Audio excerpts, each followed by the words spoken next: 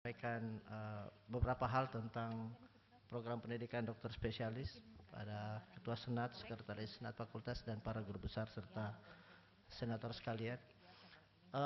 Ini yang pertama kali PPDS menyampaikan laporan di Senat Fakultas, tapi menurut saya ini adalah hal yang sangat luar biasa karena kita bisa mengoptimalkan segala potensi yang ada untuk meningkatkan peran daripada program pendidikan dokter spesialis, karena salah satu core yang paling penting bagi kita sebenarnya di fakultas saat ini adalah selain S1 dan profesi adalah pendidikan spesialis, karena kita adalah pendidikan center pendidikan yang cukup besar di luar Jawa yang dari segi program studi dan jumlah peserta. Ini adalah transformasi sebenarnya dari PPDS kita yang dulu, ya, karena PPDS kita dulu lebih banyak pada administrasi dan bagaimana kita mengawal proses-proses akademik. Namun dengan adanya keputusan rektor tentang pusat program pendidikan dokter spesialis yang dulunya disebut sebagai TKPPDS, kita sudah mencoba untuk melakukan transformasi sehingga pusat program pendidikan dokter spesialis bisa memberikan beberapa aspek-aspek pengembangan di dalam program pendidikan dokter spesialis yang kita sadari, dan alhamdulillah dengan keberadaan pusat PPDS ini kita bisa menghadapi cukup banyak tantangan-tantangan eksternal yang terjadi dalam 2-3 tahun terakhir terhadap PPDS. Ini ingin menunjukkan saja kepada para senator bahwa pusat PPDS sekarang saat ini lebih kuat koordinasinya dengan para wakil dekan, karena memang masalah yang kita hadapi di TKPPDS adalah masalah yang cukup kompleks, yang tidak hanya berdasarkan masalah akademik tapi juga masalah-masalah non akademik termasuk pembiayaan dan yang lain-lainnya. Nah, ini adalah ada 6 tugas dari rektor kepada pusat PPDS, mulai dari mahasiswa masuk sampai selesai, termasuk juga bagaimana memonitoring proses-proses pendidikan, dan yang paling berat juga sebenarnya adalah koordinasi pada kegiatan pendidikan di luar kampus, ya, di rumah sakit pendidikan utama dan jejaring kita. Nah, ini adalah beberapa laporan mungkin yang perlu kami sampaikan. Alhamdulillah sejak tahun 2022, 3 tahun kita melakukan akreditasi yang cukup banyak. Dan alhamdulillah dari 27 prodi ada 22 yang unggul A dan sisanya adalah prodi-prodi yang sementara akan melakukan reakreditasi atau prodi-prodi baru. Mudah-mudahan ini bisa kita pertahankan dalam beberapa kesempatan, dan di semester ini kita ada 4 prodi yang melakukan akreditasi dan 3 diantaranya unggul dan 1 dalam posisi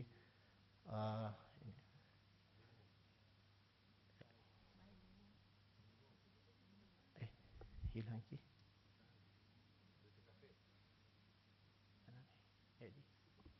Ya. Nah, di tabel ini mungkin kami sudah menyerahkan ke sekretariat Senat. Di tabel ini kami hanya ingin menggambarkan gambaran prodi dengan rasio dosen dan mahasiswa. Sejak 2 tahun terakhir kita meningkatkan kuota yang cukup banyak. Kita salah satu universitas yang meningkatkan kuota sampai di angka 20-30%. Dan ternyata hasilnya adalah kita saat ini pada beberapa prodi itu adalah kondisi yang sudah overloading. Artinya ini menjadi awareness bagi kita, karena sudah ada cukup beberapa prodi yang melebihi kapasitas pendidikan yang sebenarnya. Nah, ini yang perlu kita awareness kepada masing-masing prodi. Tentu senator-senator nanti akan melihat secara internal bagaimana prodi-prodi ini bisa kita lakukan approach untuk bisa mengoptimalkan sistem pendidikan yang ada di dalamnya. Nah, ini adalah gambaran penerimaan dokter spesialis kita. Kalau kita lihat dalam 3 tahun terakhir kita cukup meningkat sangat signifikan, ya, sampai di 529 per tahun. Dari tahun 2021 kita hanya di angka 387. Nah, ini tentu menjawab kebutuhan Indonesia Timur yang cukup banyak di pendidikan spesialis. Angka keberhasilan kita rata-rata 1 dibanding 3 dalam persaingan persaingan peserta prodi yang akan masuk. Nah, ini gambaran kita saat ini. Kita satu-satunya pendidikan spesialis di Indonesia berdua dengan UI yang mempunyai residen dan trainee di atas 2.000 orang. Jadi 2.132 orang. Kalau kita lihat data ini ingin menunjukkan bahwa kita dalam posisi cukup banyak peserta kita yang mendapatkan pembiayaan beasiswa. Gambar hijau adalah gambar dari Kementerian Kesehatan, beasiswa Kementerian Kesehatan, yang tentu tadi sudah disampaikan bahwa dalam tahun ini terjadi penurunan yang signifikan beasiswa Kementerian Kesehatan pada pendidikan spesialis dan subspesialis. Nah, ini adalah hal yang menjadi sedikit warning. Kenapa? Dari rata-rata peserta penerima beasiswa kita di grafik yang tengah itu kita adalah yang selalu tertinggi di antara semua semua center pendidikan spesialis. Nah, ini gambaran mungkin tadi ditunjukkan bagaimana kita sangat menurun jumlah penerimaan beasiswa Kemkes kita. Ini sebenarnya gambar yang kalau kita lihat secara sederhana tidak ada impact-nya, tetapi bagi kami di PPDS ini adalah hal yang cukup mengkhawatirkan karena peserta yang mendapatkan beasiswa Kemkes dipastikan akan kembali ke daerah-daerah yang mengirim. Tapi kalau hal ini terjadi terus-menerus, maka kita akan sampai pada konteks di mana kita akan menghasilkan PPDS atau alumni PPDS spesialis yang belum tentu bekerja di rumah sakit daerah yang sangat membutuhkan. Artinya kembali lagi berulang bahwa 40 tahun kita melakukan pendidikan spesialis, kita hanya bisa mengisi lebih banyak pada daerah-daerah perkotaan dan tidak bisa menjawab kebutuhan layanan spesialistik di daerah. Ya, saya kira ini gambaran yang sama dengan yang tadi. Jadi kita bisa bayangkan 1 dari 33% residen kita itu adalah penerima beasiswa. Dan saya yakin bahwa tahun depan ini akan menurun kalau kita tidak melakukan inovasi-inovasi dan kita mencoba sebenarnya melakukan pendekatan pada pemerintah daerah untuk melakukan afirmasi-afirmasi. Nah, syukurnya adalah bahwa ada tren sedikit peningkatan pada peserta didik kita yang mendapatkan beasiswa LPDP. Jadi harapan kita sebenarnya beasiswa LPDP ini akan menggantikan posisi beasiswa Kementerian Kesehatan. Tapi ini masih sangat jauh. Kalau kita lihat ini tahun ini kita hanya sampai di 29, mestinya kita di beasiswa Kemkes kita sampai di angka 150, 160. Dan sekali lagi alhamdulillah bahwa kalau kita lihat pemetaan daripada peserta didik kita di residensi, kita menemukan bahwa ada 70% berasal dari Indonesia Timur. Nah, inilah sebenarnya nanti mungkin para senator akan mencoba merumuskan kembali lagi ide-ide tentang seleksi nasional penerimaan calon spesialis. Ini akan sangat mengkhawatirkan kita karena belum tentu dengan sistem yang ada di sistem nasional akan bisa mengembalikan posisi peserta didik kita lebih banyak pada daerah Indonesia Timur. Kita sangat khawatir bahwa kita mendidik justru dari daerah-daerah yang sudah berkecukupan dalam pelayanan spesialistik. Dan ini seirama dengan hasil di semester ini. Di semester Januari sampai Juni ini kita bisa menemukan bahwa 75% daripada peserta brevet spesialis itu adalah mereka yang akan bekerja di daerah Indonesia Timur. Ini gambaran saja. Jadi ini menunjukkan bahwa semester ini kita sudah 220 peserta brevet dan dari data kami kita masih bisa mencatat sekitar 200 lagi tahun ini akan menyelesaikan pendidikan. Ini adalah peserta brevet, jadi kita bisa menggambarkan year per year itu bahwa 131 di semester 2024, tapi kita sudah sampai di 220. Dan insya Allah ini belum masuk September yang lalu, ada 80 residensi yang kita belum masukkan yang selesai. Jadi kita sebenarnya sudah di angka 300 dan masih ada 2 atau 3 lagi brevet yang akan jalan. Nah, saya kira ini hal yang paling perlu kami sampaikan pada para senator, bahwa para KPS saat ini sangat mendukung program kita di fakultas untuk bagaimana kita melakukan percepatan penyelesaian masa studi. Ini grafik yang kemudian kami coba cari beberapa bulan yang lalu, kita coba olah data-data kita. Kalau kita lihat yang biru itu di tahun 2021 hanya 14% residen kita yang selesai spesialis tepat waktu. Dan alhamdulillah di tahun 2025 ini kita sudah sampai di angka 62%. Nah, ini adalah kerja keras dari para KPS yang bisa mengolah dan bisa mengatur, melakukan pengaturan sehingga penyelesaian pendidikan tidak lebih dari masa yang diberikan. Tentu masih ada beberapa prodi yang belum optimal, tetapi angka ini menunjukkan bahwa kita sudah sampai pada titik yang cukup menggembirakan pada tren-tren. Padahal di satu sisi kita secara administrasi melakukan pengetatan-pengetatan untuk kebutuhan administrasi.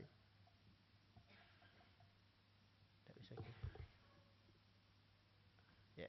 Nah inilah yang Nah ini kalau kita lihat, ini juga hal yang menggembirakan dari data yang kita lihat bahwa ternyata kita sudah sampai di 3 tahun 11 bulan rata-rata dari 220 yang selesai semester ini, itu masa studinya rata-rata di bawah 4 tahun. Jadi ini menunjukkan bahwa kita sudah bergerak ke arah yang lebih baik. Nah ini adalah pekerjaan dari kami di PPDS dan juga para KPS untuk memonitoring semua calon-calon residen kita yang kita harapkan selesai tepat waktu. Dan biasanya ini terjadi ketika kita melihat bahwa setiap awal semester kita menemukan banyak yang lagi yang merah. Kenapa? Dia sudah berpindah ke semester berikutnya. Nah inilah pekerjaan monitoring yang sangat ketat dilakukan oleh PPDS dan juga para KPS di masing-masing prodi. Ini IPK.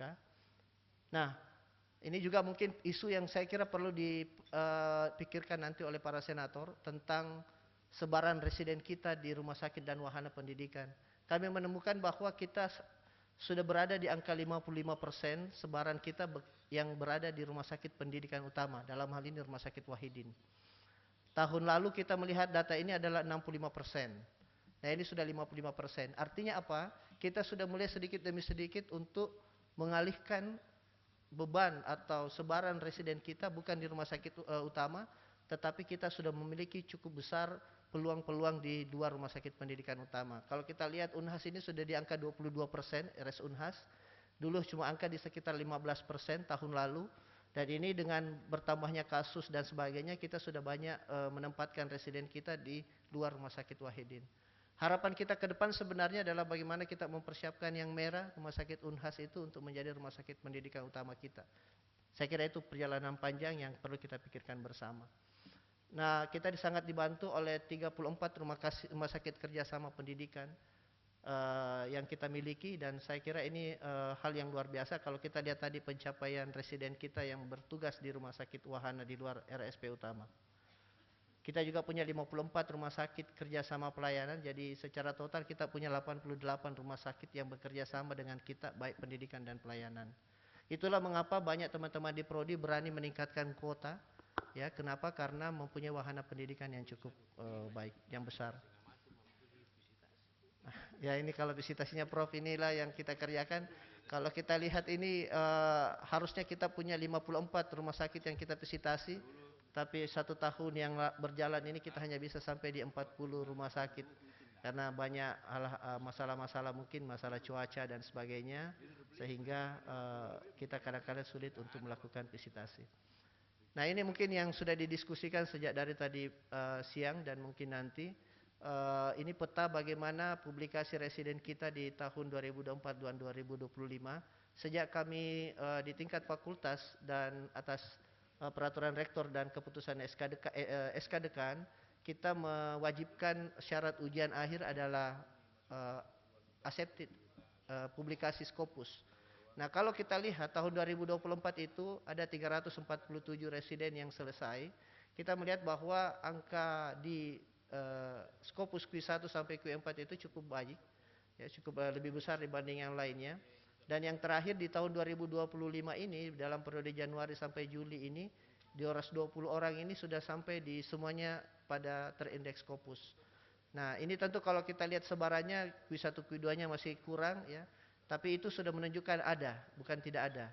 Nah, ternyata kalau kita kaji-kaji, ternyata ini cuma persoalan waktu sebenarnya. Kualitas daripada publikasi kita cukup baik. Sayang sekali dia hanya terkendala pada waktu, karena kita hanya terlalu dekat waktu antara seminar hasil dengan publikasi. Sehingga tadi sudah disampaikan oleh Pak Prof. Agus sebagai WD1 bahwa akan ada peraturan rektor yang telah kita susun, bahwa semester 3 adalah proposal, semester 5 adalah hasil.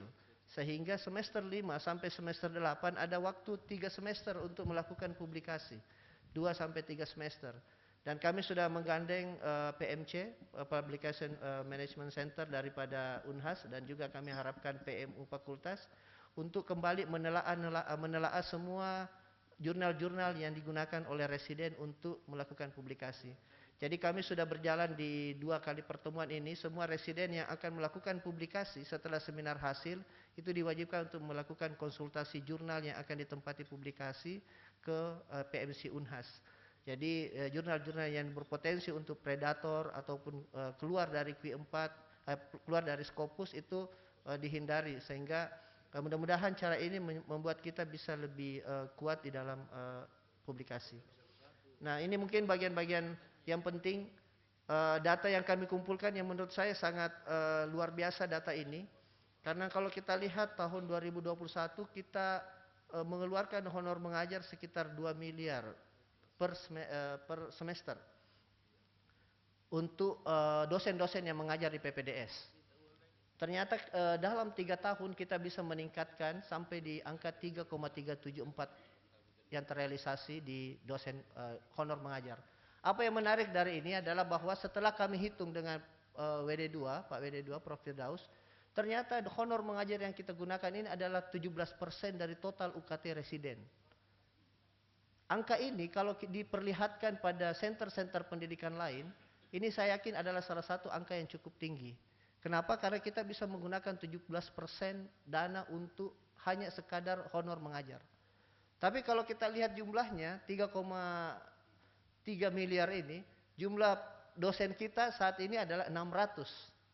Artinya kalau kita bagi lagi ini 3,3 dengan 600, ya, rata-ratanya 5 juta.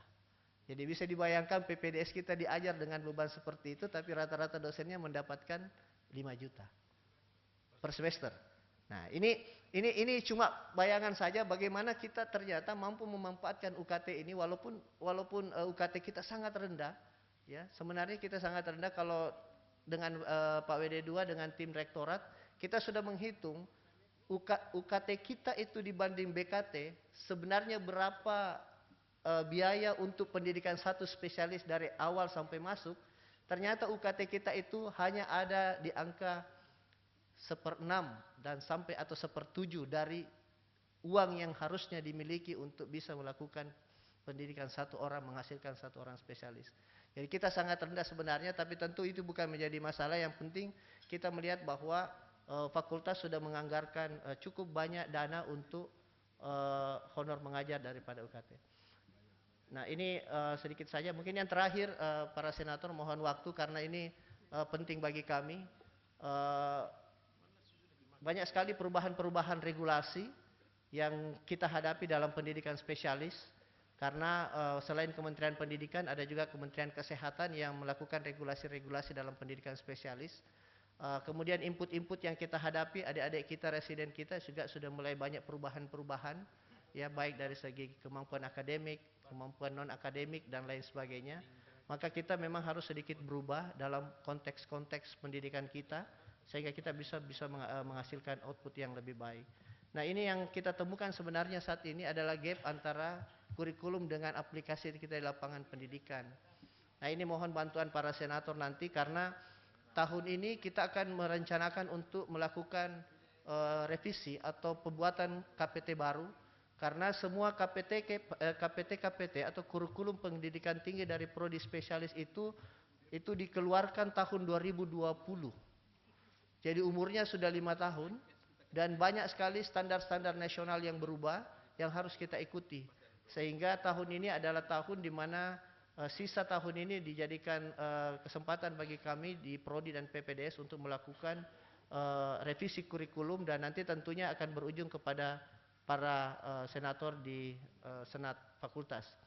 Nah, ini adalah kesulitan daripada para prodi yang mungkin nanti para ketua departemen sebagai ex officio di dalam senat fakultas ini memperhatikan bahwa ternyata ketua prodi itu tidak mudah untuk menyusun proses pendidikan. Kenapa? Ada MKDU, ada mata kuliahnya, ada statusasenya, ada tugasnya, ada wahana-wahana yang berbeda. Nah, ini ternyata tidak sederhana untuk merumuskan konsep yang lebih tepat untuk penyelesaian. Nah, untuk itu mungkin kami titip bagaimana kita membuat kurikulum yang smart dan adaptif. Kami sudah bekerja sama dengan DPK, Departemen Pendidikan Kedokteran, untuk melakukan bedah atau telaah daripada semua kurikulum prodi spesialis. Kita cukup maraton untuk itu. Mudah-mudahan beberapa bulan ke depan kami akan mencoba mengusulkan 1 atau 2 prodi yang sudah siap untuk melakukan revisi kurikulum ke senat fakultas. Ya. Nah, mungkin yang terakhir ini mungkin sudah disampaikan juga oleh Bu Dekan, karena Unhas saat ini mendapat amanah yang cukup besar di dalam proses pembukaan pembukaan program pendidikan spesialis dan subspesialis, sehingga untuk tahun ini dan awal tahun depan kita punya tugas 10 prodi baru, pembinaan 10 prodi baru spesialis dan 2 prodi subspesialis. Nah, ini saya kira salah satu kerja berat kita, tetapi ini menjadi program utama dari Kementerian Pendidikan untuk membuktikan bahwa Kementerian Pendidikan memang bertanggung jawab di dalam penyiapan akses pendidikan spesialis dan subspesialis. Mungkin ini adalah salah satu juga cara untuk kita melihat peran kita yang lebih besar ya dibanding ERSPPU yang mungkin akan dikembangkan oleh Kementerian Kesehatan. Jadi ada beberapa prodi yang akan kita bina dan kita dampingi, dan ini sudah berjalan, dan mudah-mudahan nanti kami harapkan dukungan para senator yang ada di departemen dan prodi untuk bisa memberikan output yang lebih baik untuk ini. Saya kira itu mungkin yang ingin kami sampaikan. Beberapa hal yang kegiatan-kegiatan ini hanya sebagai laporan saja. Kami hanya menyampaikan bahwa saya kira kita patut bersyukur karena FK Unhas sudah mentransformasikan pusat program pendidikan dokter spesialis untuk melakukan pengembangan-pengembangan dengan regulasi yang kuat, dan apapun nanti mungkin tantangan ke depan kita sudah siap secara pondasi dari segi administrasi dan regulasi untuk mengembangkan. Tentu masih banyak kekurangan yang harus kita perbaiki. Terima kasih. Assalamualaikum warahmatullahi wabarakatuh. Waalaikumsalam warahmatullahi wabarakatuh.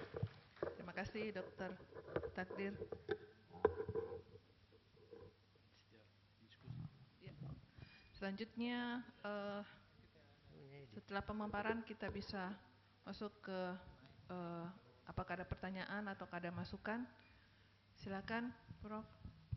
Dok. Ya. Prof Hatta, ada lagi? Ya. Untuk sementara dari Prof Hatta dulu, silakan Prof. Ya, bismillahirrahmanirrahim. Assalamualaikum warahmatullahi wabarakatuh. Terima kasih moderator. Saya tadi lihat dipaparkan oleh Dr. Alfian kalau tidak salah, itu mengenai penelitian kolaborasi kalau tidak salah. Ada penelitian kolaborasi di mana kalau tidak salah itu jumlahnya ya 20. Kalau tidak salah tadi itu dipaparkan. Nah, yang ingin saya tanyakan, apa yang dimaksud dengan penelitian publikasi kolaborasi tersebut? Apa maksudnya? Ya, silakan. Ya, silakan Dr. Alfian. Supaya saya bisa lanjut pertanyaan berikutnya. Jadi yang tahun 2023 itu Prof, kami namakan hibahnya hibah penelitian kolaboratif. Bukan hibahnya. Ada publikasi hasil kalau tidak salah itu yang kolaborasi.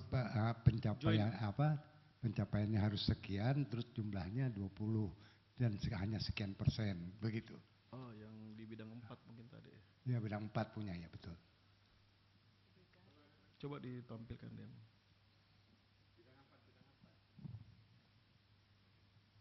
Mengenai penelitian kalau nggak salah. Ya. Join publikasi mungkin, atau yang ya, join publikasi kalau nggak salah. Kalau join publikasi Prof, yang saya ingin tahu apa yang dimaksud join publikasi yang kolaborasi itu apa maksudnya itu sehingga hanya 20 begitu.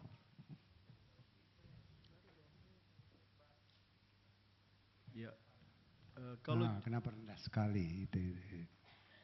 Ya, kalau join publikasi berarti ada jurnal yang menempatkan kolaborator dari internasional dalam sebagai koresponden, sebagai co-author, Jadi kalau ada publikasi kemudian ada Ya. dari orang luar internasional 3 orang, berarti saya punya kolaborator 3, begitu kan? Iya. Maksudnya. Iya. Sekarang bagaimana kalau bentuk konsorsium dengan jumlah ratusan, satu dunia ini konsorsium? Ya tetap Satu. tetap satu. Hah? Kan kolaborasi konsorsium itu kolaborasi dari satu beberapa negara. Iya. Di publikasi itu muncul semua nama-nama di konsorsium itu, termasuk Unhas sendiri ada. Jadi kalau indikatornya itu coba yang lihatkan dulu indikatornya. Terus. Bentar. Ini. Yang ini, Ini Prof. ya betul Jumlah ini. joint publication dengan mitra luar negeri. Jadi tetap dihitung. Ini hitungannya hitung satu publikasi, Prof. Biar- Bukan publikasinya, bukan yang ada ini. tadi Coba lanjut. collaborative. Terus Iya, terus dua lagi. lagi. Kebalik. Lagi barangkali. Saya lihat sebentar. Ya, next.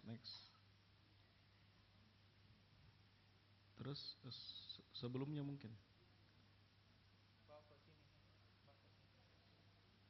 Karena nanti Dokter Isra marah itu, karena dia Konsorsiumnya banyak. punya konsorsium yang dimana itu 50 negara. Nah, jadi artinya dia berkolaborasi dengan 50 orang, itu satu publikasi. Itu artinya. Ada tadi itu. Kalau nggak salah ada angka 20-nya kalau salah. Nih. Ya. Nih, kelompok dosen memiliki kerjasama penelitian luar negeri. Ini. Nah, yang jadi indikator, Prof, jumlah dosen.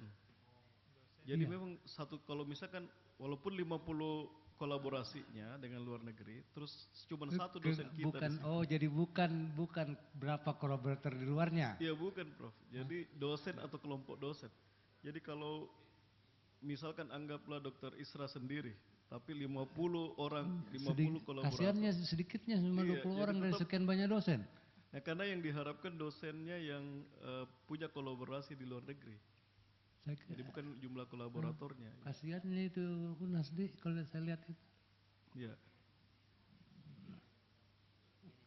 Ini indikator kinerja dari kementerian, Prof. Jadi dari kementerian masuk ke universitas lalu dibagi ke semua fakultas. Nah, yang diharapkan dosennya untuk berkolaborasi. Sekarang kita punya dosen berapa? Kita punya dosen berapa? Berapa? Nah, target Hah? 400. 469. Masa sih target kita hanya kurang dari 10%. 62, 20 dibagi 32. Iya, kita ditargetkan 32, Prof. Ya, 32. Dari 460. Jadi apakah memang ini semua terlaporkan 20? Bagaimana itu? Setiap kami memasukkan di kinerja, Prof, ada sistem pelaporan dari rektorat kinerja harus melampirkan bukti. Nah, yang ada di kami sampai buktinya itu baru 20. Nah, kalau misalkan ada yang belum melaporkan, belum kami catat, harus ada buktinya. Makanya kami mengharapkan kalau sampai nanti di bulan Desember, mudah-mudahan ada lagi yang melaporkan untuk bisa tercapai targetnya. Ya. Jadi saya kira ini cukup menyedihkan ya dari data ini. Ya. Target 32 saja itu cukup menyedihkan. Masa hanya 32 orang sih target kita Ya. yang berkolaborasi. Kan begitu. Ya, Prof. Dari berapa kan dosen kita? 500 tadi berapa kan? Ya. 400, kurang dari 10% saja kita punya target. Kan kecil sekali. Iya, Prof. Ya. Memang yang kami harapkan dosen-dosen muda yang sudah melanjutkan pendidikan PhD dari luar negeri tetap keep kontak dengan eh, universitasnya agar tetap menjalankan riset bersama. Karena pengalaman yang lalu setelah selesai PhD selesai juga sampai di fakultas. Iya, karena digiring Ya, ke tempat lain toh. ya, Itu permasalahannya. Itu ada di depannya. Digiring. ya. Jadi sekarang ini memang di Prode ini memang baru concern terus terang karena untuk riset ini, Prof. Jadi indikator kinerja ini baru di periode ini yang dibagikan dari kementerian masuk ke universitas kemudian ke fakultas. Nah ini memang masih berproses memang karena kita berharap dosen tidak hanya fokus di pendidikan saja, juga di penelitian dan pengabdian masyarakat. Jadi pada dasarnya tidak ada data berapa banyak kita punya publik kolaborator, publikasi dengan internasional. Tidak ada ya? Ada, Prof. Yang melaporkan ke kami ada. Jadi artinya kita punya publikasi hasil dari dosen-dosen itu seberapa banyak yang berkolaborasi dengan luar, Ya, dengan internasional, ada tidak? Dibalik Ki. Kan tadi itu dosennya. ya. Nah sekarang orang luarnya ada berapa? Ada tidak ada? Iya. Tidak dihitung orang luarnya, Prof. Hah? Ya, tidak dihitung. Kan orang luar. itu justru menarik loh. Kalau orang luar, aja orang luar kita publikasi sama-sama. Yang ada kita target adalah kolega dekat. Ini peer review yang dianggap orang luarnya itu targetnya 108. Ini diharapkan jumlah kolega dekat ini yang menghitung orang luarnya. Ini dilihat dari mana ini? Ya, Dilihat dari mana data ini? ya, semua data baik itu data. Enggak, maksudnya apa ini? Maksudnya academic reputation kolega itu? Ya, academic reputation ini adalah Kalau kolega. kita misalkan saya Dr. Isra Ya, publikasi dengan 2 orang di luar, itu koleganya atau bukan? ya itu dimaksud kolega. Nah, sekarang kalau Dr. Isra punya konsorsium 50 orang dalam satu publikasi, apakah koleganya atau tidak yang 50 itu? Iya. Jadi Terus kenapa hanya 100 sekian?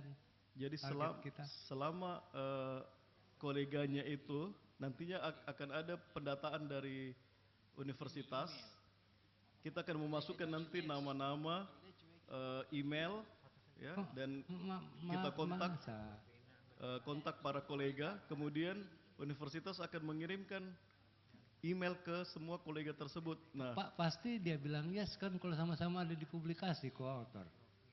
iya, jadi Hah? beda. Karena tidak semua, Prof. Ya. Ya, Ini ada yang menurut Dr. Isra pertanyaannya begini, tolong recognize Unhas sebagai Iya, betul, Prof. pasti dia bilang saya kenal dia tidak. Tapi Ya. kalau dia bilang Anda mengenal si ini pasti dia bilang iya. Harus universitasnya. Ya, ada kuesioner yang akan dikirimkan oleh universitas seberapa kenal kolega dari luar negeri itu terhadap Unhas, terhadap Fakultas Kedokteran. Nah, itulah nanti yang Saya menjadi. saja punya kolega saya tidak kenal itu universitasnya di sana. Iya, Saya punya kolega di Universitas Amsterdam tapi saya tidak tahu itu Universitas Amsterdam. Kalau dia bilang bagus atau tidak saya bilang saya tidak tahu. tetapi Kalau orangnya saya tahu. Iya. Tapi mungkin Amsterdam tidak menominasikan Prof untuk dikirimi Bukan survei. saya balik. Kalau saya disuruh menilai Universitas Amsterdam saya tidak bisa menilai. Tapi kalau saya menilai saya punya kolega saya bisa. Nah, itu yang Nah ini makanya pertanyaannya itu yang salah. Kenapa orang yang kita kenal tapi disuruh menilai universitasnya? ya begitu penilaiannya Nah, case jadi ranking. artinya dia bilang saya tidak tahu. Itu. Hah? Ya, Ah. afiliasi.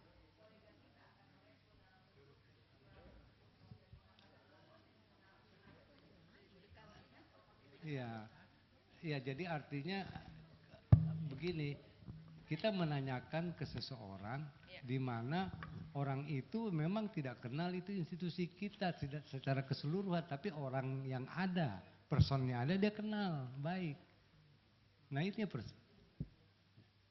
kan bisa begitu. Ya, bisa. Iya Prof, nanti kami akan ajukan ke Prof Rohani Prof. Nah, jadi Ya. salah pertanyaannya. Ya, Nah, ya bisa karena, ya betul karena bisa kenal person saja. ya, Tidak saya kenal afiliasi. personnya, baik dia punya reputasi, tapi institusinya bagaimana rumahnya saya tidak tahu di mana, pas begitu kan. Ya. Jadi kita mengenal orang itu belum tentu kita mengenal secara keseluruhan. Ya, Saya kira itu. ya, terima kasih Prof Hatta. Nah, Jadi satu lagi itu paten ya. Ada paten ya. Itu saya sendiri sampai sekarang itu paten itu apa implikasinya? Karena begini, banyak sekali kita berburu-buru paten tapi hanya di atas kertas. Apa yang ingin kita buru dengan adanya paten itu? Mestinya yang kita buru itu misalkan setelah dapat paten itu kita jual ke manufacturer. Nah, gacuannya itu yang masuk ke fakultas, ke UNAS. Ya. Ya, Nah, untuk paten memang ada dana padanan itu ke DRK hampir tiap tahun dibuka oleh kementerian untuk bisa berkolaborasi dengan dunia industri. Nah, kelemahannya memang kita karena kita belum mendapatkan dunia industri yang bisa menggunakan itu paten. Nah, ini juga yang menjadi PR-nya di tingkat universitas. ya, jadi Iya. saya kira itu jadi mandek di situ. Iya, Jadi hanya seperti di atas kertas saja kita ribut ya dengan Menteri HAM apa kaum HAM gitu. Tapi setelah itu tidak ada uangnya. Ya, terima kasih Prof Ya, Hatta. saya kira begitu. Ya, terima kasih. Terima kasih Ya, banyak. Silakan Prof Din. Ya, saya ingin mengendorkan sedikit dengan bertanya ke Dr. Takdir, ya, PPDS. Jadi kesan saya terima kasih, publikasi begitu banyak ya, lebih 400 kalau saya tidak salah. Yang saya soroti adalah kurangnya atau tidak adanya laporan tentang clinical trials di fakultas. Padahal banyak publikasi yang saya baca-baca itu masuk kategori clinical trial sebenarnya. Pertama, apa yang dimaksud clinical trial? Ya, clinical trial adalah suatu uji klinik untuk buktikan keampuhan suatu obat baru. Jadi investigational new drug, IND. Itu yang pertama. Yang kedua adalah investigational new tool. Jadi alat atau alkes, ya, atau cara atau metode, ya, metode baru yang bisa membuat benefit untuk pasien. Nah, banyak kategori ini sebenarnya jatuh dalam kategori uji klinik yang dikerjakan oleh teman-teman, karena saya mengevaluasi beberapa proposal ya yang masuk ke hibah non kompetitif. Nah,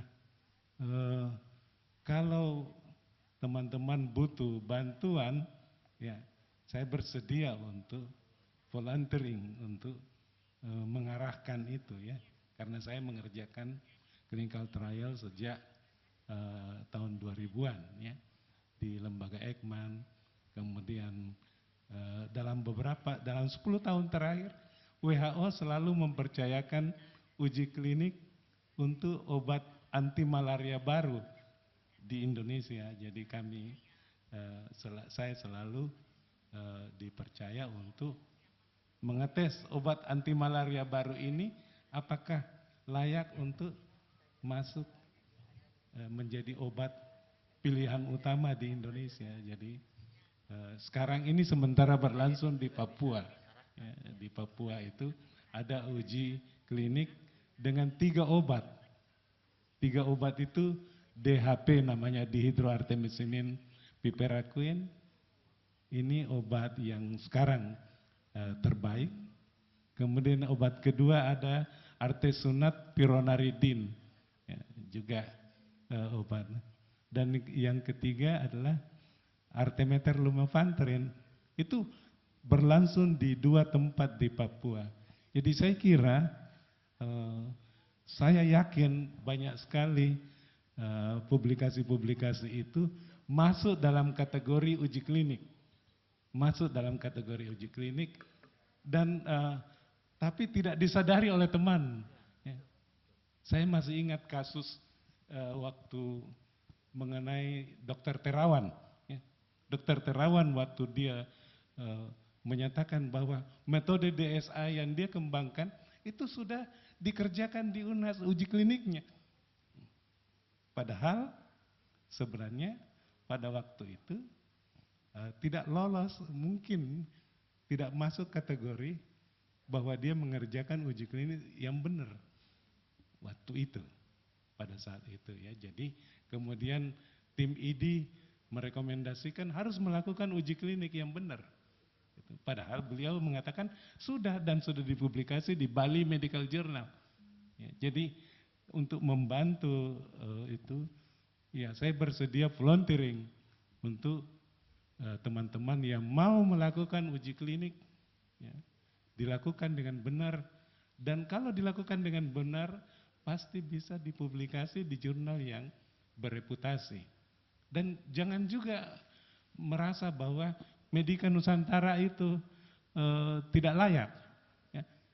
Kalau kita tidak punya uang, mari kita perkuat Medika Nusantara itu untuk teman-teman yang di klinik untuk mendapatkan publikasi dan makin lama bisa Scopus Index. Ya. Jadi banyak jurnal-jurnal Indonesia sekarang sudah menuju Scopus Index karena ada orang yang berikhtiar untuk membina itu. Dan ya saya kira kalau misalnya daripada jatuh ke jurnal abal-abal, kenapa tidak Medika Nusantara saja yang kita, tapi direview benar. Ya, dan reviewer itu harus orang-orang yang berpengalaman. Ya, iya, ya itu penting. Penting sekali ya, itu bereputasi dan Medika Nusantara kalau dibangun dengan menjadi host dari publication dari UNHAS, itu akan dalam waktu bulan saja dia akan Scopus Index. Ya, saya menyaksikan beberapa jurnal Indonesia terindeks Scopus setelah disadari oleh tim editornya. Saya kira itu buat teman-teman di klinik, bravo, banyak publikasi yang dihasilkan. Tetapi mulai dari sekarang coba betul lihat, ya, masa tidak ada di antara itu yang menghasilkan uji klinik ya, yang baik. Ya, jadi cara uji klinik yang baik itu ada pedomannya di Badan POM. Dan UNHAS sebenarnya sudah membuka clinical research unit persis di sebelah lab saya di LPPM, ya, lantai 2, persis di depan lab saya ditempatkan itu clinical research unit. Mudah-mudahan ya, dengan tim penelitian hibah kompetensi bisa membantu sebenarnya teman-teman di BPDS yang mana sebenarnya masuk kategori uji klinik. Dan jangan selalu beranggapan bahwa kalau mengerjakan uji klinik biayanya akan mahal. Tidak selalu. Ya. Tidak selalu. Jangan lupa bahwa obat itu ada gradasinya. Ada yang herbal terstandar, ya. Ekstrak bukan obat. Ya. Tapi herbal terstandar mulai masuk kategori obat. Karena untuk masuk uji klinik harus terstandar dan ada batch-nya yang harus sama dalam setiap dalam uji kliniknya. Saya kira itu yang dari saya, dan saya sangat yakin bahwa dengan kemampuan teman-teman yang handal. Saya dulu juga beberapa puluh tahun lalu saya mereview jurnal waktu itu masih di RC, teman-teman dari THT memasukkan beberapa publikasi. Saya bilang ini masuk kategori uji klinik. Yaitu waktu itu dipublikasi di ERC Medical Journal beberapa puluh tahun lalu. Iya, Saya kira itulah. Iya, makasih Prof. Din. Iya, Saya makasih. serahkan ke Kapus untuk menjawab. Baik. Ya, terima kasih Prof. Din. Saya kira itu yang saya maksud tadi bahwa kita sebenarnya ini punya potensi-potensi yang bisa dikembangkan. Artinya dari 220 sampai yang dalam setengah tahun itu, penelitian-penelitian itu, kalau kita sama-sama memberikan nuansa yang berbeda di penelitian-penelitian itu, saya kira kita akan mendapatkan hasil yang jauh lebih baik. Nah, contoh saya kira dari 220 semester ini, publikasi dari adik-adik residen kita dengan pembimbingnya, tentu akan ada yang memenuhi, yang bisa dibantu untuk memenuhi kriteria seperti yang disampaikan oleh Prof. Din. Cuma masalahnya ini kan saya sebagai Kapus ini tidak tahu bahwa ternyata ada clinical research unit yang bisa membantu adik-adik kita untuk dalam melakukan uji klinik yang terstandar dan sebagainya. Jadi saya kira bagus sekali Prof. Din, nanti kita supaya kita naik tingkat ini kita punya residen bukan hanya sebagai syarat untuk ujian akhir, tetapi dia bisa memberikan nilai lebih dalam konteks penelitian kita di tingkat fakultas dan universitas. Insya Allah nanti kami tindak lanjuti Prof. Din untuk hal itu. Nanti kami juga akan berkoordinasi mungkin dengan komite etik. Kenapa? Karena semua penelitian-penelitian adik-adik ini dalam pemenuhan prasyarat etiknya kan masuk ke komite etik. Mungkin nanti di situ kita bisa berkoordinasi untuk melihat yang mana yang kira-kira bisa kita bantu untuk menjadi bagian dari suatu uji klinik yang terstandar. Ya. Apalagi nanti dengan peraturan baru, residen nanti tidak akan terlalu terburu-buru untuk melakukan penelitian, tidak harus melakukan penelitian di semester-semester akhir, jadi kita akan punya waktu untuk bisa mempersiapkan penelitian dan publikasi yang lebih baik. Ya. Makasih Prof. Ya, insya Allah nanti kami tindak lanjut. Iya, Prof. Prof. Uni silakan.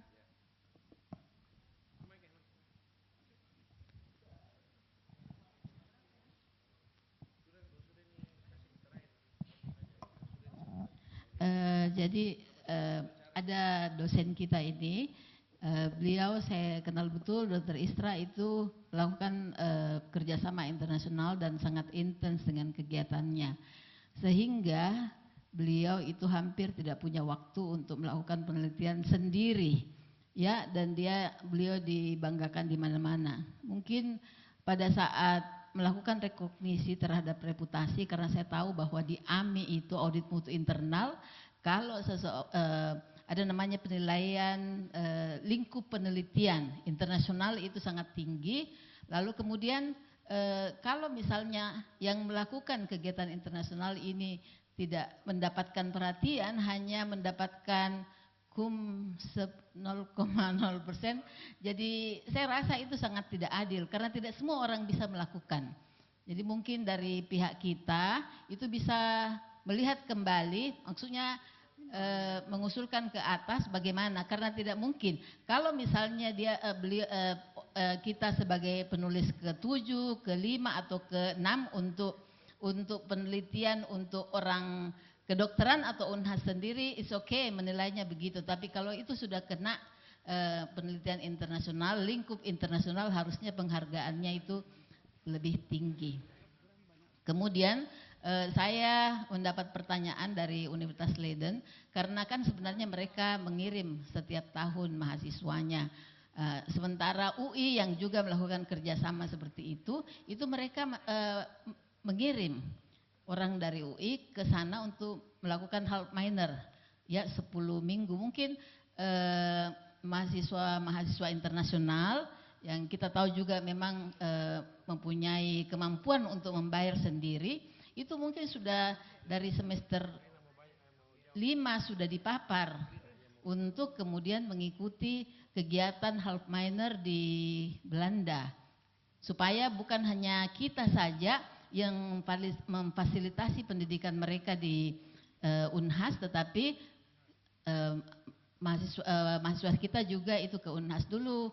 Beberapa tahun yang lalu itu masih sempat ada beberapa yang ke sana meskipun itu sebenarnya dosen prodi. Itu saja yang Iya, makasih ya. Prof. Uni. Saya kira Prof. Rina yang berkompeten untuk menjawab. Iya, terima kasih ya. Jadi saya jawab yang kedua dulu mungkin ya. Jadi ya kita tahu memang kerjasama dengan alhamdulillah ya, kerjasama banyak sekali yang sudah kita lakukan ya, baik student maupun dosen. Jadi untuk pengiriman mahasiswa ke sana, yang saat ini yang kami lakukan hanya baru sampai di mata kuliah KKN, karena dia dilakukan pada bulan Januari dan Juli, sehingga itu memang lagi libur orang. Nah, sudah banyak sekali kami tawarkan untuk melakukan hal-hal lain ya, misalnya bukan KKN, ada mata kuliah, tetapi masalahnya adalah di sini dia harus cuti. Bagaimana dengan dia lagi ambil blok di sini? Mahasiswa itu nggak mau. Jadi kalau di UI memang kayaknya tuh 3 bulan, 2 bulan libur kini mahasiswa. Dia ambil bloknya ini dia stop. Jadi dia perpanjangan masa kuliah ya. Nanti dia ambil lagi berikutnya. Nah mahasiswa kita tidak ada yang mau dan jadi tidak klop jalannya. Di sini ada blok yang dia harus lepas. Jadi nggak mau korban seperti itu. Ada satu pernah kami kirim ke mana Erasmus Rotterdam, yaitu IKM. Jadi mata kuliah IKM. Jadi dia ambilnya di sana. Itu pun bloknya tidak pas sama. Karena kan jalannya blok kita pasti tanggalnya. Sedangkan di sana juga jalan IKM semester 7.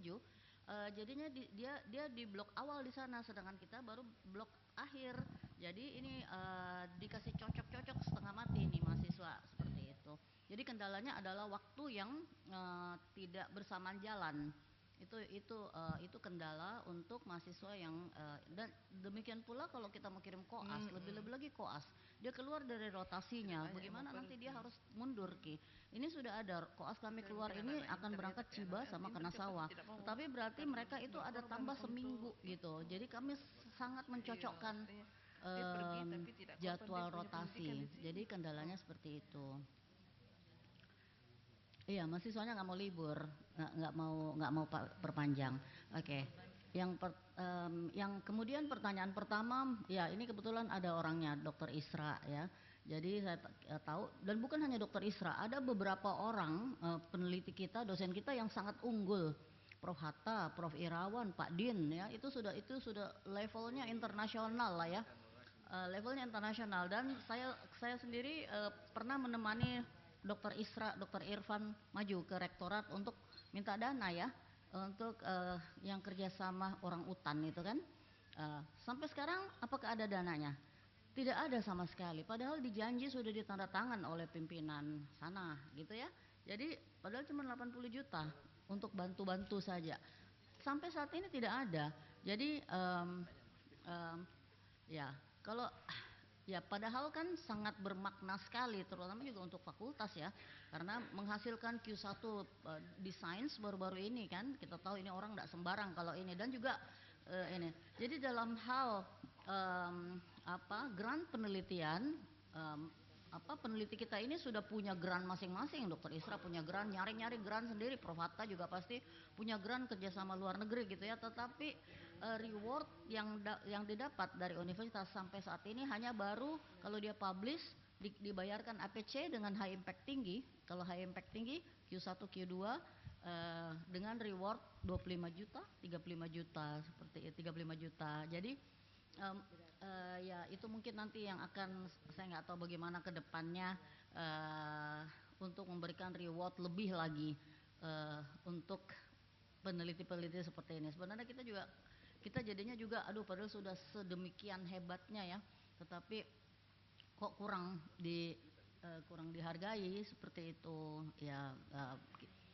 Saya hanya bisa menjelaskan seperti itu saja, karena saya udah pernah temani juga sih sama Prof. Irfan ya, ke depan minta dana lah segala macam, kasih lihat semuanya hal-hal yang bagus banget ya, tetapi mungkin juga mereka tidak semudah itu memberikan, ada juga mekanismenya. Itu yang bisa saya jawab. Terima kasih.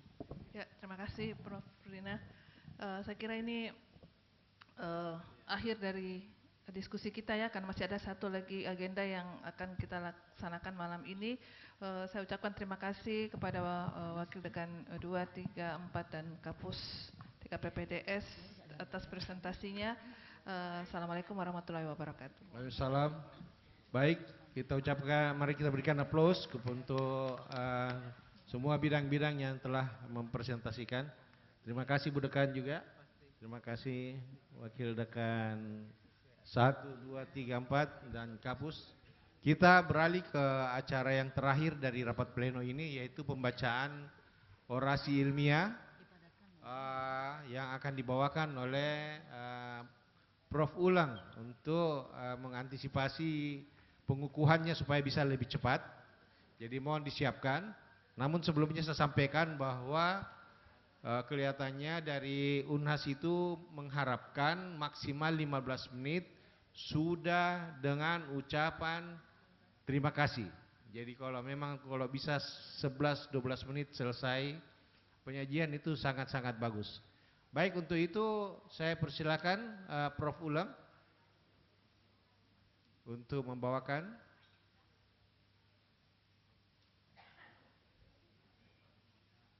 Di sini reviewer adalah Prof. Firdaus dengan Prof. Mansur, cuman Prof. Mansur kurang enak badan sehingga sudah memberikan hasil reviewnya langsung kepada Prof. Ulang. Baik, waktu dan tempat saya persilakan Prof. Ulang. Kita pakai ini, pakai apa ini? Dihitung dia punya ininya. Oh. Stopwatchnya. Ya, silakan. Ya. Baik. Terima kasih. Prof. Anies, mohon izin sebelumnya, mungkin saya agak kurang bagus suara, tapi insya Allah saya selesaikan sesuai waktu. Bismillahirrahmanirrahim. Assalamualaikum warahmatullahi wabarakatuh. Alhamdulillahirabbil alamin. Segala puji bagi Allah Subhanahu wa taala, zat yang dengan ilmunya semesta ditata dan dengan hikmahnya peradaban manusia dibangun. Atas izin dan karunia-Nya, kita dipertemukan dalam majelis ilmiah yang luhur ini, sebuah momentum yang tidak hanya bersifat akademik, tetapi juga spiritual dan historis dalam perjalanan keilmuan saya pribadi.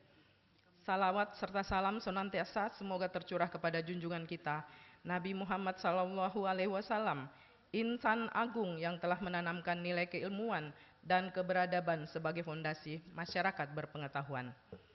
Yang saya hormati, Ketua dan anggota Prememori, para tamu undangan, hadirin serta keluarga dan sahabat yang saya cintai dan banggakan.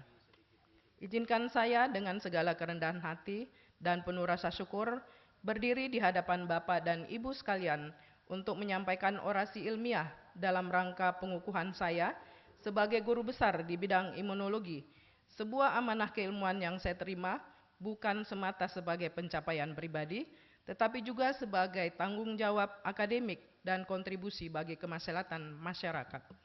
Judul orasi yang akan saya bawakan, antibodi monoklonal, inovasi berbasis laboratorium menuju terapi target. Hadirin yang saya hormati, tubuh kita ibarat sebuah negara yang memiliki sistem pertahanan yang terdiri dari pasukan tentara dengan berbagai senjatanya yang berbeda-beda. Pada tubuh manusia, sistem pertahanan ini pada dasarnya terdiri dari dua lini, yaitu lini awal yang merupakan pasukan cepat tanggap yang kita kenal dengan innate immunity atau pertahanan bawaan, serta pasukan lini lanjut yang kita kenal sebagai adaptive immunity yang sifatnya lebih cerdas dan bersifat lebih khusus. Kedua sistem pertahanan tubuh ini saling berkomunikasi untuk menjamin tubuh manusia tetap dalam kondisi aman jika terdapat ancaman. Salah satu senjata andalan pertahanan adaptif adalah antibodi, suatu protein khusus yang bekerja seperti magnet yang hanya bisa mengikat satu jenis molekul tertentu. Molekul ini dapat berupa kuman atau benda asing yang masuk ke dalam tubuh, atau bahkan komponen tubuh yang diinterpretasi salah dan dianggap sebagai benda asing oleh tubuh kita seperti pada penyakit autoimun. Begitu antibodi menempel, tubuh dapat menandai musuh dan mengaktifkan sistem imun lainnya untuk menghancurkan dan mengeliminasi benda asing tersebut. Antibodi yang merupakan bagian penting dari sistem pertahanan tubuh manusia merupakan molekul yang diproduksi oleh sel imun yang disebut sebagai sel plasma sebagai respon jika komponen yang dianggap asing masuk ke dalam tubuh manusia. Antibodi ini akan bekerja dengan berbagai cara untuk mengeliminasi komponen asing tersebut. Salah satunya dengan cara mengikat yang kita kenal dengan netralisasi dan kemudian mengaktifkan sistem imunitas lainnya untuk mengeliminasinya. Prinsip dasar kerja dari antibodi inilah yang kemudian dimanfaatkan oleh para ilmuwan dalam berbagai aplikasi, termasuk digunakan secara luas sebagai alat diagnostik dan pada pengembangan target terapi. Hadirin yang saya hormati, muncul pertanyaan, apakah antibodi monoklonal itu? Biasanya tubuh menghasilkan bermacam-macam antibodi sekaligus untuk melawan satu kuman. Ini yang kita kenal dengan antibodi poliklonal yang diproduksi oleh banyak sel imun yang berbeda terhadap salah satu antigen. Seiring perkembangan teknologi, para ilmuwan kemudian berhasil menemukan cara membuat antibodi monoklonal yang memiliki sifat yang berbeda, di mana antibodi ini semuanya bersifat identik dan berasal dari satu induk sel, kemudian hanya mengenali satu target yang spesifik dan dapat dibuat dalam jumlah banyak di laboratorium. Hadirin yang saya hormati, perkembangan teknologi di bidang biologi molekuler dan imunologi telah membawa kemajuan pesat dalam dunia laboratorium, terutama dalam bidang diagnostik dan riset biomedis. Salah satu terobosan terpenting dalam bidang ini adalah penggunaan antibodi monoklonal yang diproduksi oleh sel plasma yang kemudian dikloning secara genetik sehingga memiliki spesifitas yang sangat tinggi terhadap satu jenis molekul antigen. Antibodi monoklonal diproduksi di laboratorium yang dirancang serupa antibodi alamiah yang diproduksi oleh sistem kekebalan tubuh manusia. Tujuannya adalah menarget mengikat molekul tertentu yang terdapat di dalam tubuh sehingga dapat dimanfaatkan untuk membantu penegakan diagnosis dan terapi penyakit ataupun untuk pengembangan penelitian. Antibodi monoklonal memiliki aplikasi yang luar biasa dalam bidang diagnostik, terapeutik, dan sistem terapi target. Tidak hanya untuk penyakit menular yang disebabkan oleh kuman, tetapi juga untuk gangguan metabolisme, hormonal, maupun penyakit kanker.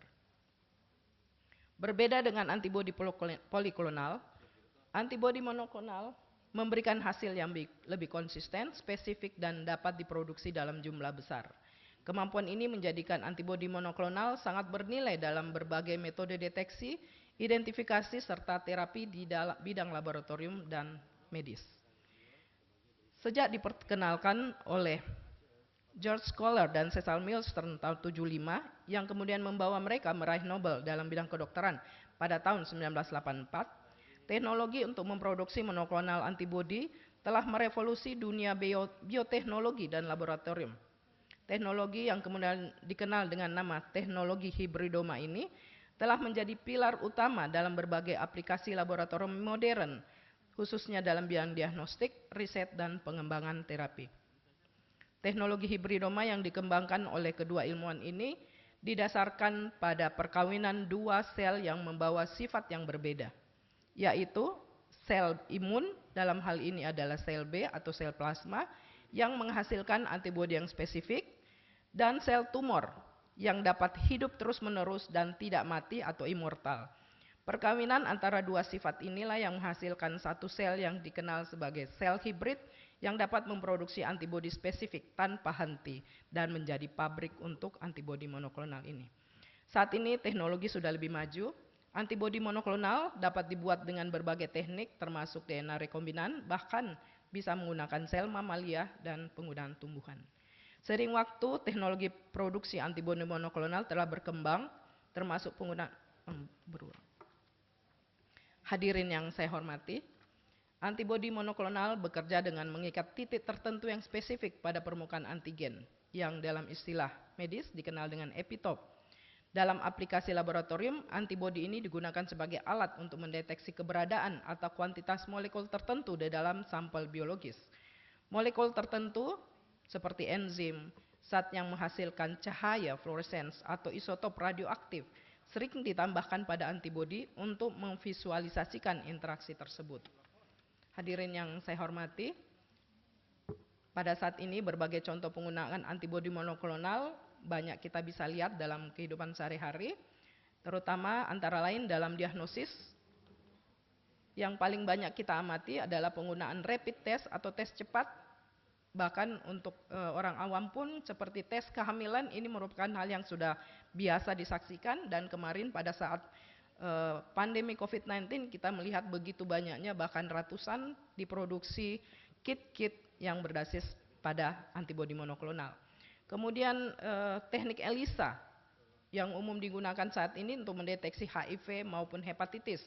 Kemudian untuk pemeriksaan jaringan dengan imunohistokimia yang banyak dan umum digunakan untuk membantu mendiagnosis kanker. Dan dalam dunia penelitian, antibodi monoklonal digunakan untuk mempelajari interaksi antar protein, mengidentifikasi jenis sel dengan mesin canggih yang kita kenal dengan flow cytometry, seperti misalnya pada kasus leukemia. Dan dalam terapi medis, sekarang banyak obat kanker berbasis antibodi yang sekarang sudah diaplikasikan secara luas. Misalnya trastuzumab untuk kanker payudara, kemudian untuk penyakit autoimun seperti rheumatoid arthritis, dan terapi untuk penyakit infeksi tertentu. Hadirin yang saya hormati, antibodi monoklonal awalnya digunakan untuk penelitian sistem kekebalan dan identifikasi molekul. Kini telah diterapkan di berbagai bidang antara lain terapeutik, kemudian presis target, alat diagnostik, dan membantu para ilmuwan untuk memahami mekanisme penyakit. Dan terakhir, pengembangan dan komersialisasi obat. Saat ini sudah banyak terapi yang berbasis antibodi monoklonal telah membuka peluang juga untuk industri biofarmasi. Pada tahun 2006, kami bersama tim peneliti dari Saga Medical School telah berhasil mengembangkan 6 monoklonal antibodi yang menarget satu molekul yang kita kenal dengan toll-like TLR4 dan MD2. Molekul ini dikenal sebagai molekul yang memperantarai terjadinya berbagai penyakit termasuk infeksi. Antibodi monoklonal yang diproduksi melalui tikus ini kami beri nama dengan inisial UT, mulai dari 12, 15, 18, 22, 41, dan 49. Keenam molekul ini uniknya memiliki sifat yang berbeda-beda, yang dengan perjalanan penelitian menggunakan monoklonal antibodi ini, akhirnya kami bisa menjawab, kami bisa memberikan penjelasan tentang mekanisme terjadinya penyakit, terutama sepsis, dan lebih jauh lagi, dengan monoklonal antibodi ini, kami bisa menunjukkan bahwa ternyata dengan monoklonal antibodi bisa digunakan sebagai zat penguat untuk imunisasi, untuk vaksinasi, yang kita kenal dengan adjuvan. Dan bahkan dengan monoklonal antibodi pada dosis tertentu, ini bisa digunakan untuk menginduksi sinyal, atau bahkan sebaliknya dengan menggunakan dosis yang berbeda, dia akan memiliki efek yang juga berbeda. Nah, dari pengalaman memproduksi 6 monoklonal antibodi ini, kita bisa membuka wawasan kita tentang potensi antibodi monoklonal untuk digunakan dalam menganalisis mekanisme molekular dari suatu penyakit, potensi antibodi monoklonal sebagai penguat efek vaksinasi, serta potensi antibodi monoklonal sebagai terapi target. Selain tentu saja potensi antibodi monoklonal dalam pengembangan kit diagnostik di laboratorium. Hadirin yang saya hormati, penerapan di laboratorium dalam mendeteksi penyakit sejauh ini merupakan hal yang paling unggul, yang melibatkan pengujian sampel baik darah, urin maupun jaringan. Berbagai bentuk deteksi sudah banyak dikembangkan di laboratorium, mulai dari yang simple seperti rapid test, tes kehamilan, sampai yang kemudian menggunakan alat-alat canggih. Pengembangan uji berbasis antibodi monoklonal yang efektif dan teknik pencitraan untuk mendeteksi antigen yang molekul yang dilepaskan oleh sel kanker akan meningkatkan potensi penegakan diagnosis kanker secara signifikan. Kemajuan teknologi monoklonal dengan teknik rekayasa antigen dan antibodi rekombinan telah meningkatkan pemanfaatannya dalam diagnosis kanker. Dibandingkan dengan metode lain, tes berbasis antibodi monoklonal ini memberikan pengukuran akurat dan kuantitatif untuk diagnosis penyakit. Hadirin yang saya hormati, kami telah melakukan berbagai penelitian terhadap pasien penderita kanker payudara yang menunjukkan begitu banyak molekul yang potensial untuk digunakan sebagai penanda kanker payudara. Salah satunya yang intens kami teliti saat itu adalah lipokalin 2, protein yang peningkatan kadarnya berkorelasi positif dengan suatu protein enzim yang diketahui berperan penting dalam proses pembentukan pembuluh darah baru pada proses pertumbuhan kanker. Penemuan ini tidak terlepas dari pemanfaat antibodi monoklonal yang spesifik untuk mendeteksinya. Penemuan ini juga membuka peluang penelitian lanjut untuk melihat potensi lipokalin 2 maupun molekul lain sebagai target terapi. Hadirin yang saya hormati, apapun perkembangan kemajuan teknologi maupun ilmu pengetahuan tentu saja akan membuka peluang maupun tantangan. Aplikasi antibodi monoklonal di laboratorium telah membuka jalan bagi diagnosis yang cepat, akurat, dan spesifik. Peranan yang vital dalam berbagai metode analisis menjadikannya sebagai salah satu alat penting dalam ilmu biomedis modern. Dengan terus berkembangnya teknologi, peran antibodi monoklonal dalam dunia laboratorium akan menjadi semakin luas dengan berbagai keunggulan, antara lain spesifitas atau kekhasan yang tinggi terhadap molekul target, konsistensi hasil karena berasal dari satu sel induk, dan dapat diproduksi secara massal dengan teknologi konvensional maupun yang advance rekombinan. Walaupun demikian, pemanfaatan antibodi monoklonal tentu saja menghadapi banyak tantangan, antara lain biaya produksi yang relatif tinggi, kadang kurang efektif terhadap antigen yang mengalami mutasi dengan cepat, contoh pada berbagai virus, dan diperlukan sumber daya manusia dengan keterampilan khusus, serta teknologi dan fasilitas khusus untuk produksi dan penyimpanannya. Hadirin yang saya hormati, antibodi monoklonal adalah bukti nyata bahwa ilmu pengetahuan dapat menghadirkan harapan baru. Dari laboratorium, ia telah menjadi alat penting untuk diagnosis cepat dan terapi tepat sasaran dan penelitian penyakit yang lebih mendalam. Selama beberapa dekade terakhir, antibodi monoklonal telah memiliki dampak besar pada diagnostik penyakit dan telah diterapkan pada berbagai terapi target. Dengan teridentifikasinya berbagai molekul yang menjadi penanda dalam berbagai penyakit, maka membuka peluang pengembangan metode menggunakan antibodi monoklonal sesuai dengan karakteristik protein tersebut. Sebelum menutup pidato ini, saya ingin mengajak hadirin sekalian untuk menyadari bahwa monoklonal antibodi bukan sekedar produk bioteknologi, tetapi representasi dari sinergi antara sains, kemanusiaan, dan harapan masa depan. Di tangan para peneliti dan klinis yang berintegritas, inovasi ini dapat menjadi senjata yang bukan hanya menunjang manajemen pasien, tetapi juga memuliakan kehidupan. Semoga apa yang saya sampaikan hari ini dapat membuka ruang diskusi, memperluas pemahaman, dan menumbuhkan semangat kolaboratif dalam mengembangkan ilmu yang memberi manfaat luas bagi umat manusia. Dengan segala kerendahan hati, saya menyampaikan permohonan maaf jika ada kesalahan, kekurangan, dan kehilafan dalam penyampaian pidato ini. Izinkan saya menutup pidato dengan mengutip hadis Rasulullah Sallallahu Alaihi Wasallam, la doror wala diror. Tidak boleh membahayakan diri sendiri dan tidak boleh membahayakan orang lain.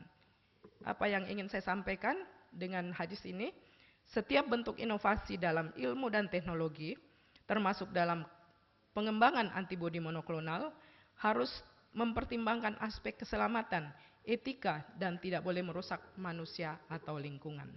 Terima kasih. Wabillahi taufiq wal hidayah. Wassalamualaikum warahmatullahi wabarakatuh. Waalaikumsalam warahmatullahi wabarakatuh. Dengan waktu 17 menit, jadi terlalu panjang. Jadi masih mesti banyak yang kurang-kurangi. Baik, kami mohon masukan dari para senator untuk bisa mendapatkan hasil orasi ilmiah dari Prof. Uleng lebih bisa diterima. Saya persilakan Ibu Dekan, Tabe, Mike, Tabe. Mike.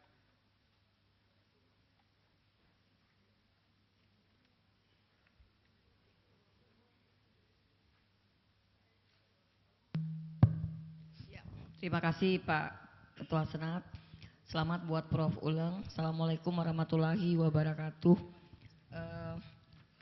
Selalu di dalam benak saya ketika seseorang guru besar merencanakan untuk membaca pidatonya, tentunya yang kita harapkan dan mungkin kita sepakat bahwa isi dari orasi tersebut idealnya harus bisa bercerita tentang perkembangan keilmuan.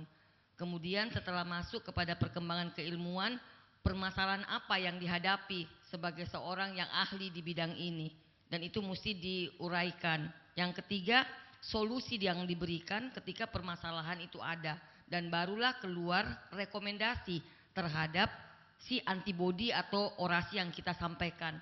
Nah, yang kita hadapi adalah orang awam. Saya saja waktu Prof. Uleng membaca di slide pertama, saya sepertinya juga berkerut dan stres melihat apa ini yang mau disampaikan supaya orang awam itu tidak stres juga di dalam untuk mendengarkan tentang antibodi monoklonal ini.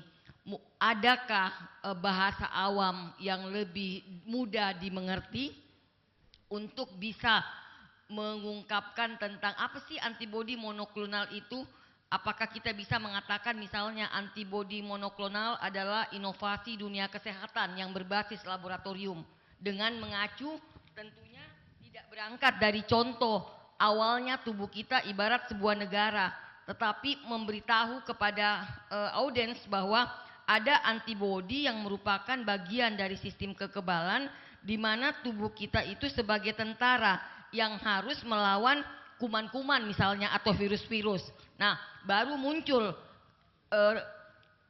dalam kondisi sekarang muncullah antibodi monoklonal, di mana itu berangkat dari hasil penelitian-penelitian para laboratorium yang telah mampu membuat tentara yang tepat, yang sesuai dengan sasarannya. Jadi tanpa merusak tubuh yang sehat, si antibodi monoklonal ini sebagai tentara yang dibuat oleh peneliti-peneliti laboratorium bisa kena pada sasarannya.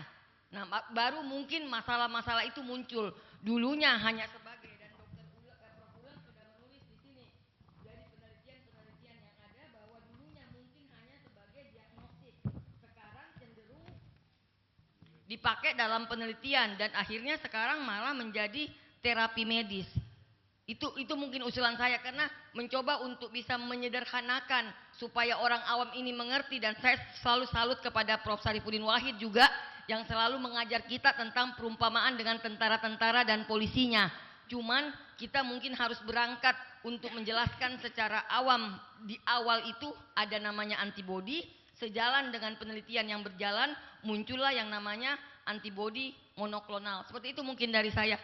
Terima kasih. Waalaikumsalam warahmatullahi wabarakatuh. Waalaikumsalam warahmatullahi wabarakatuh.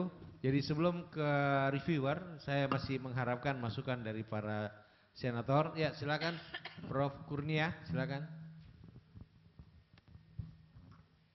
Ya, terima kasih Prof. Tentunya selamat kepada Andinda, Prof. Dr. Uleng. Tidak mengajari tentunya, tapi masih hangat diingatan waktu dikoreksi. Jadi pertama memang masih panjang, karena sebenarnya yang kita sampaikan to the point, termasuk pada PowerPoint-nya. Jadi harus to the point gitu, apa pesan-pesan khususnya gitu, untuk agar bisa ditangkap oleh awam seperti yang disampaikan tadi oleh Ibu Dekan. Kemudian yang ditekankan pada waktu di review itu adalah si ahlinya ini, si prof pakarnya ini, apa yang sudah dilakukan. Apa yang sudah dilakukan selama ini. Tadi saya melihat ada penelitiannya. Terus itu apa saja, apa yang sudah dilakukan, dan kedepannya itu seperti apa lagi yang akan dilakukan gitu, lanjutan dari kepakaran kita ini. Gitu, mungkin bisa tadi kan Ibu Dekan sudah menyampaikan bahwa apa problemnya gitu. Tapi yang diminta ini yang oleh reviewer di universitas adalah konkretnya. Konkretnya itu apa yang kita sudah lakukan, dan ke depan itu apa lagi yang kita ingin lakukan gitu. Jadi seperti itu mungkin. Dan memang bahasa mungkin memang agak sulit untuk mencari bahasa yang awam untuk ini karena jujur saja Prof ya tidak terlalu diperhatikan itu yang terlalu ilmiah. Yang ingin diketahui orang itu apa dan apa yang dilakukan oleh pakar dan apa lagi yang akan dilakukan. Saya kira itu tidak terlalu panjang sebenarnya. Ya, saya kira demikian Prof. Ya, terima kasih Prof Kurnia. Masih ada satu sebelum ke reviewer. Masih ada masukan? Kalau ya silakan Pak Ishak. Saya bukan komen dok. Saya cuma mau tanya Prof ulang, kapan dia mau mulai jalan bikin monoklonal antibodinya? Saya siapkan labnya. Oke, terima kasih Dr. Isra. Baik, saya persilakan Prof Firdaus sebagai reviewer, silakan.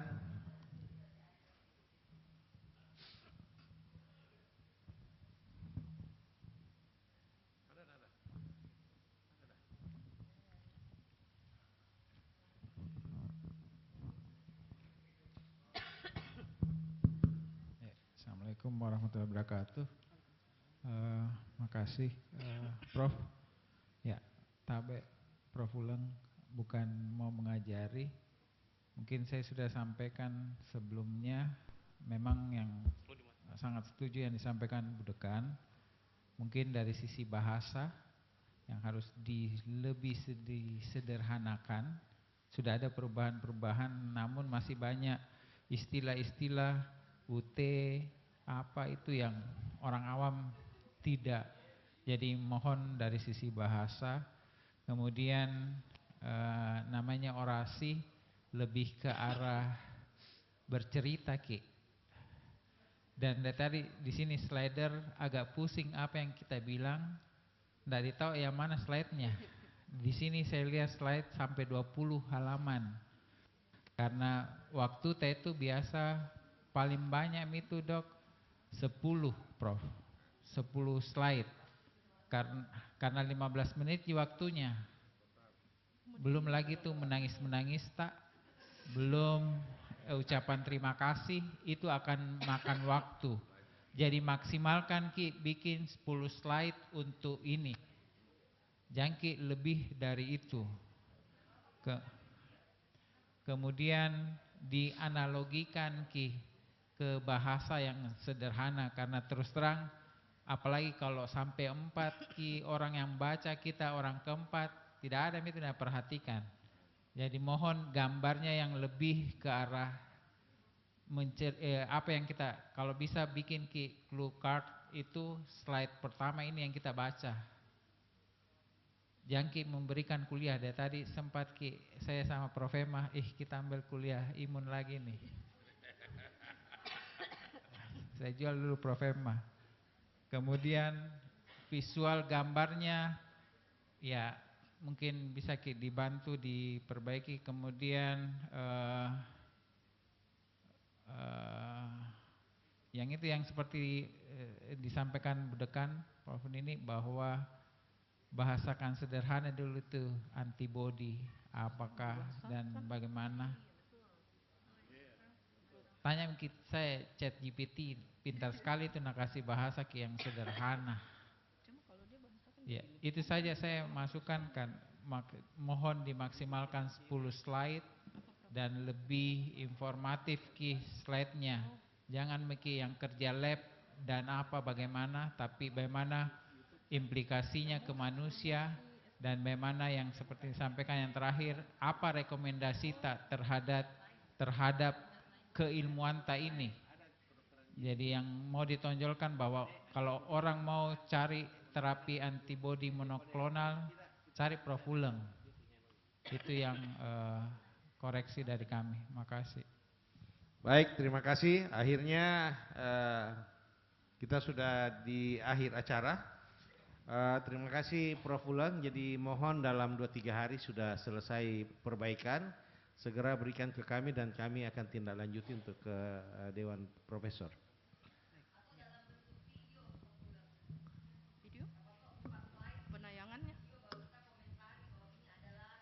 Ya. Monoklonal. Ya. Ada kata tentara juga di chat GPT, Ya. tentara-tentara yang diatur begini-begini. Jadi Supaya mungkin video menarik. akan lebih menarik, Supaya menarik. dan audiens akan lebih mengerti. Ya. Iya. Betul. Dan Baik, memungkinkan untuk dengan model video. Ya. Ya, terima kasih Prof. Ulen. Silakan kembali. Baik, terima kasih Prof. Terima kasih semuanya. Assalamualaikum warahmatullahi wabarakatuh. Akhirnya kita ke akhir acara. Untuk itu sebelum kita menutup rapat pleno ini seperti biasa, Ibu Sekretaris akan membacakan resume rapat pleno. Saya persilahkan. Ya, terima kasih Prof. Baik, saya akan membacakan resume untuk rapat pleno mengenai capaian kinerja dari bidang 1, 2, dan 3 serta dari TKPPDS. Untuk bidang akademik dan kemahasiswaan, kelulusan tepat waktu S1, profesi dokter dan spesialis ini sudah memenuhi target. Yang mungkin harus diperhatikan adalah kelulusan tepat waktu S2 dan S3. Kemudian soft skill mahasiswa untuk S1 ini sudah ditingkatkan menjadi 10 SKS. Kemudian IPE yang menjadi topik diskusi kita juga di Lokakarya, ini sebenarnya sudah dilakukan dan diminta untuk konsisten. Sedangkan prestasi yang telah diperoleh mahasiswa ini perlu di follow up seterusnya untuk bagaimana kelanjutan selanjutnya. Untuk bidang keuangan sudah ada beberapa perbaikan gedung A dan pembangunan gedung forensik serta rencana pembangunan 15 lantai dari FK Unhas. Sudah ada juga peningkatan Pagu 2026 yang akan disahkan oleh Senat dan akan diadakan dalam tahun ini. Kemudian untuk PPDS juga telah terjadi peningkatan penerimaan ya dari 70% menjadi 85%, dan juga ada keringanan UKT untuk anak dosen. Kemudian untuk bidang kemitraan, riset, inovasi, dan alumni, TRG membantu penelitian lebih terarah. Sudah ada beberapa kerjasama penelitian, tracer study sudah dilakukan. Kemudian di dana abadi juga ada peningkatan sumbangsi dari FK. Sedangkan untuk bidang publikasi pengaduan masyarakat, kerjasama internasional, sudah banyak inbound student. Pengabdian masyarakat juga sudah banyak melibatkan MPPDS. Dan mungkin yang paling penting adalah Nusantara Medical Journal yang perlu kita sama-sama kembangkan, perlu partisipasi dari semua sivitas akademika di FK Unhas. Sedangkan TKPPDS, akreditasi prodi spesialis sudah hampir semua unggul, tapi yang perlu diingat mungkin beasiswa Kemkes ini turun, sehingga lulusan mungkin yang akan banyak bekerja bukan di daerah yang membutuhkan, sehingga ini menjadi perhatian. Tapi usaha dari TKPPDS adalah meningkatkan beasiswa dari LPDP. Jadi mudah-mudahan ini bisa membantu untuk ataupun beasiswa dari daerah ya, sehingga lulusan dari PPDS itu bisa mengabdi di daerah masing-masing. Kemudian Rumah Sakit Unhas diusahakan sebagai rumah sakit pendidikan utama untuk PPDS selain dari Wahidin. Dan ini berita menarik, berita mencerahkan, honor mengajar 17% dari UKT, mudah-mudahan bisa semakin naik lagi. Dan sementara dilakukan revisi kurikulum, dan juga FK Unhas ini sebagai pemeran utama dalam pembukaan prodi spesialis dan subspesialis dalam rangka percepatan. Jadi membina di beberapa FK di luar dari Unhas, di luar dari Makassar dan Sulawesi ya. Ya. Mungkin itu dari capaian kinerja. Kemudian untuk berita acara dari Prof. Ulang sendiri, saya bacakan.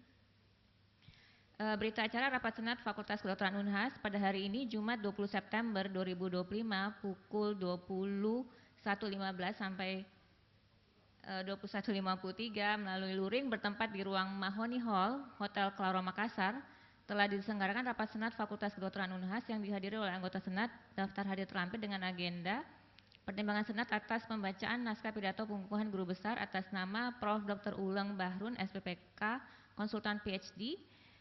Hal lain yang dianggap perlu setelah dilakukan pembahasan dan diskusi terhadap agenda yang telah disepakati, sehingga seluruh peserta menyepakati untuk menjadi keputusan akhir rapat, yaitu menyetujui dilanjutkan untuk membaca naskah pidato pengukuhan guru besar atas nama Prof. Dr. Ulung Bahrun, SPPK di tingkat Rektorat. Makassar, 20 September 2025, Ketua Senat Prof. Dr. Anis Irawan Anwar, SPKK Konsultan. Terima kasih Ibu Sekretaris. Baiklah para senator sekalian, Ibu Dekan dan para wakil dekan, dengan demikian maka selesailah sudah seluruh rangkaian acara rapat kerja dan juga pleno pada malam hari ini. Dengan perkenan dekan, izinkan saya menutup secara keseluruhan acara malam ini. Dengan ucapan alhamdulillahirrahmanirrahim, saya tutup acara ini. Alhamdulillahirrahmanirrahim. Selanjutnya